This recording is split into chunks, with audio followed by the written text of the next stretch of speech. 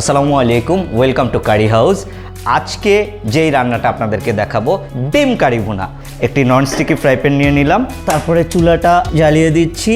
সামান্য 1 বা 2 টেবিল চামচ তেল নিয়ে নিব, বিকজ অফ ডিমটাকে আমাদেরকে একটু ভেজে নিতে হবে 1 মিনিটের মতো। আমি আগে থেকেই ডিম হলুদ দিয়ে মিক্স করে রেখেছিলাম, একটু হালকা কাট দিয়ে রেখেছিলাম। সো 8 পিস ডিম আমি দিয়ে দিচ্ছি তেলের মধ্যে।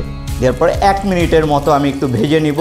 সো ভাজার সময় আমাদেরকে খেয়াল রাখতে হবে যাতে তাপটা একটু কম থাকে। সো আমাদের ডিম ভাজা অলমোস্ট কমপ্লিট হয়ে গিয়েছে। এখন আমরা দিয়ে দিব কারি হাউসের কারি পেস্ট। কারি পেস্ট দেওয়ার পরে আমরা একটু নেড়ে চেড়ে মিক্স করে দিব মশলাগুলো। খেয়াল রাখতে হবে যাতে তাপমাত্রা একটু কম থাকে। আমরা দেখতে পাচ্ছি খুব সুন্দরভাবে কালার আসছে ডিমে। সো রাইট নাও 1.5 কাপ পানি দিয়ে 10 মিনিট থেকে 12 মিনিট অপেক্ষা করব। এর ভিতরে আমাদের ডিম কারি রান্না হয়ে যাবে ইনশাআল্লাহ।